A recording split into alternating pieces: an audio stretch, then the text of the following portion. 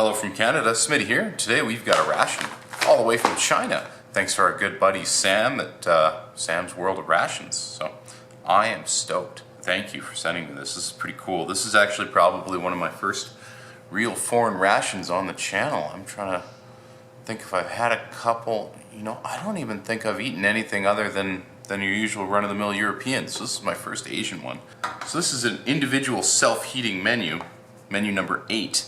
It's made in March 1st of 2019, so when he sent it to me, it was quite fresh, and it's been sitting forever. I swear I've just kept putting it off. I watched one crazy review of Steve's where he had a bad experience with the menu 13, and kind of put me off for a while. So, you know, then life got busy. So I really wanted to make this video and check it out. On the back, it has a nice little preamble about how great this food is, and then it's got the list of items inside of it, which we'll get to. The calorie count on this is 4,685 kilojoules, or about 1,120 calories. The lifespan on this ration is apparently 2 years, and then it gives you some directions that I tried to translate. It said something about avoiding rabbits down here. I think that's probably a mistake. So it's got a nice little tear notch up the top here. Oh.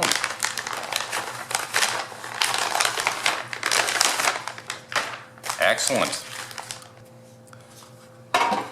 I got a little crafty in my spare time. It's not really great for hot food because the clear coat that wasn't supposed to off-gas. It's crazy when you get it hot, and everything then begins to taste a lot like clear coat. So this one's great because in it there's a small tray with your main and a spoon inside. This is actually the FRH with some insulation on it, as well as the main. It's actually already sandwiched inside between 2 heater pads, so we'll get that thing cooking. Alright, let's populate this tray up a little bit. This little package here is the chocolate and the gum. 2 large portions of chocolate, which have seen some heat and kind of got squished. And 1 gigantic piece of gum. Actually, I'm not even joking, that's huge. That would choke a horse. This kind of reminds me of the little Canadian Looney chocolates that they carry in our dollar store.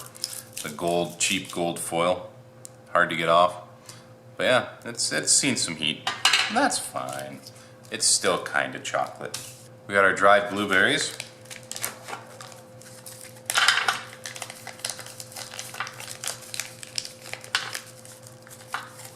Oh, those actually smell pretty decent. I really like that. This gigantic block is an energy bar. It's apparently raisin flavored, so you know CT would love it. Individually wrapped. It's got some chonk to it. This is the spicy needle fungus, or enoki, or velvet shank mushrooms. This goes by some other names too. Just because this looks so weird, I want to actually capture it on camera here. That's edible. We're going to get out a coaster and a cup, because this egg drop soup. That's kind of amusing. There is your soup. And we have some spicy chicken sauce, so we'll save that. When people are like, they don't have trays in the field, why are you reviewing them with trays? Huzzah! Exhibit A. Oh man, I didn't know they came with a toothpick. That's awesome. A nice roadside cafe cheap burger joint napkin. Why am I fascinated by things like this? Look, it's a different shape and color. Oh my god. So in the kit, it also comes with a disposable bag that you actually fill up with the water for your FRH. That is a decent amount of water for this little guy. So inside this, we have our main in a retort and 2 heater bags. And we're just gonna load it up with water.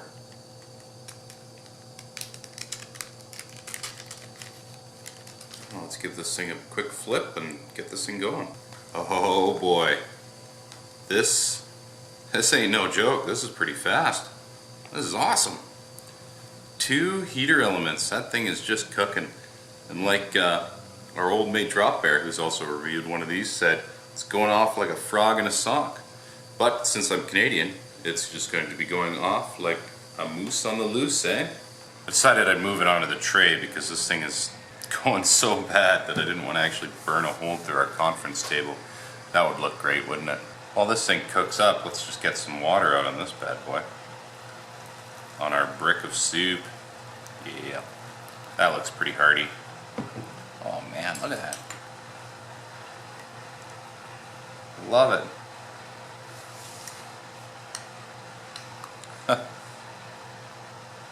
From 0 to hero in just seconds flat. That's pretty awesome. Tomato, egg, some herbs. It's finally starting to slow down. Man, it's been 15 minutes at just full-on chooch. It's she was giving her pretty good. I appreciate that about a flameless ration heater. So you missed that because I did that off camera. But essentially, that tear notch leaves that bag sticking out just far enough that you can grab it without burning your fingers to death. So the main in this is a curried fried rice with chicken. So, you ever wonder if people really use the FRH? This is how you tell. She steams up. So before you get worried about the color, the ominous color, you might hark back to Steve's video on a Chinese ration. They have switched suppliers just because of the incredibly shoddy quality control. So we are looking at deliciously new and improved Chinese rations. And at 1,120 calories. I mean, like, it doesn't look like much, but man, it's not too bad. I'm starving, which is how you should do a ration review. So I'm stoked about this. Oh, that is great. You got chunks of chicken in there, what looks like carrots, peas, definitely a curry flavor to it. I like fried rice. I don't know if there's any egg in this, which is kind of typically, you know, of any Chinese sort of delivery service, if that, I don't see any egg, but that's fine. This actually looks top quality. Oh, and you know what? It tastes top quality. That is awesome. So there's definitely some chicken stock mixed into it, a little bit of curry powder. The rice is a little bit firm, but not terrible. And the peas and the carrots provide a different texture, and you know, you get the earthy notes of the peas kicking you. This is great. And the curry flavor isn't overpowering. It's there, but it's not gonna kick you in the teeth. After my last debacle with ration hot sauce ruining a meal, I'm gonna try a little bit first. Ooh, yeah, great chili flavor. Almost like it has a little bit of soy in it. Oh man, no, that is, if you're not a fan of spicy food, I wouldn't put this on your food at all. But I am. This is actually, I think it's gonna actually hurt a little bit, which is great. Well done, China, well done. I would buy this just for that. That is excellent. So right here, we have some of the reconstituted tomato and egg drop soup. The first ingredient is tomato, second ingredient is egg. You know, it's got some chicken stock in it. There looks like there's some dried herbs and spices in there too. That, I would say this is going to take me some time to finish this. I'm not a big fan of this. I'm not a huge fan of like seaweed because of the predominant like sort of marine flavor that it has, and some fish, you know, overly strong like that. This kind of tastes like there's, you know, some fish oil or something in here, and oh, that's really rough, you know, or that weird flavor sometimes you get with like a fried egg. You know, I could see people liking this. I think there's nothing wrong with this except for my individual taste. Yeah, this one's not for me. That's too bad, but it's, you know, whatever. This right here is the velvet shank mushrooms. And man, I wish I could pronounce the languages better, but enoki mushrooms, needle fungus with a chili sauce in it. Like, it doesn't look very great, totally honest, and it smells kind of funky in the sense that it's a canned product. I need a fork. Where's a spork when you need it? Well, after hours, I managed to scrape a bit of this off of here. It smells kind of like one of the, like something I've had in rations before. That was funky. It's oily, it's a little bit spicy, tiny bit spicy, like a little bit of chili in it, very slimy.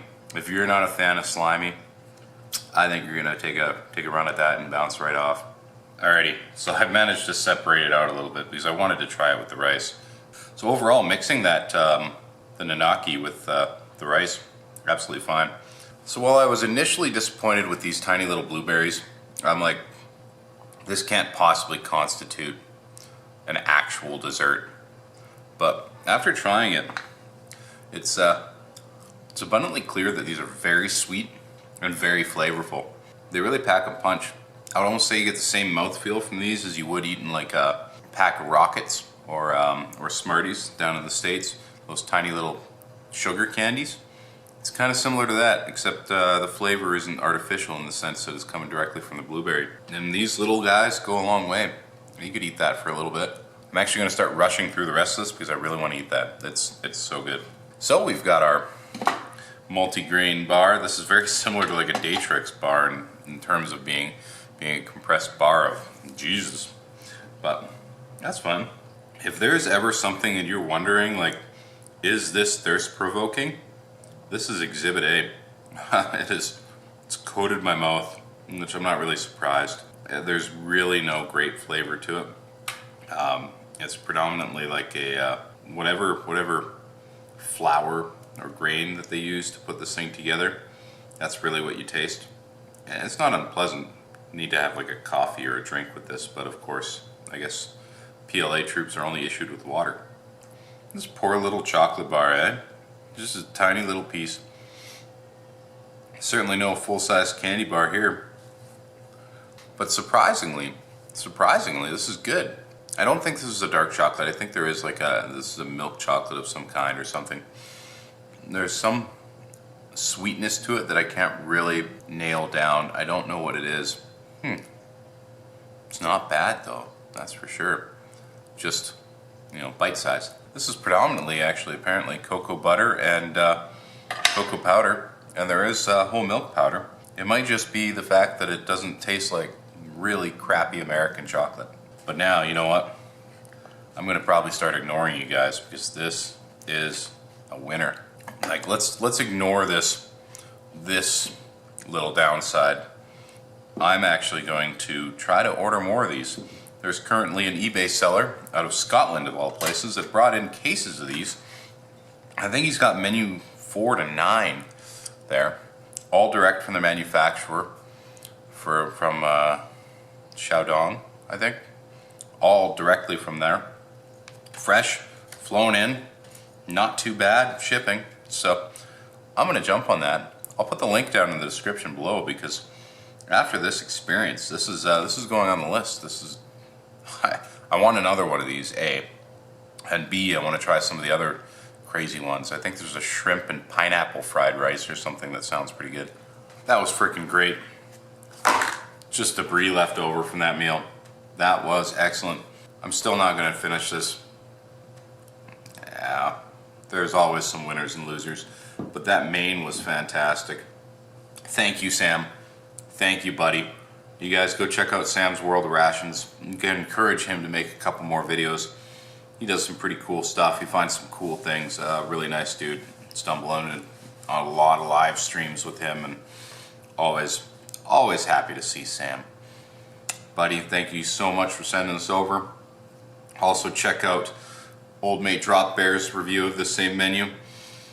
It's just funnier because it's in Australian, but you know, I can mention that now that you've watched mine, so if I don't live up to him, it's too late. Big shout out to all you guys, thanks so much. I am so busy and I am so behind and I am so interested in making more videos. I'm just so busy, but we'll get there. Right arm, take care. As is customary with any Chinese food, I got myself a Japanese cookie that the Chinese don't have. A financial investment will yield returns beyond your hopes. in bed. Jackpot.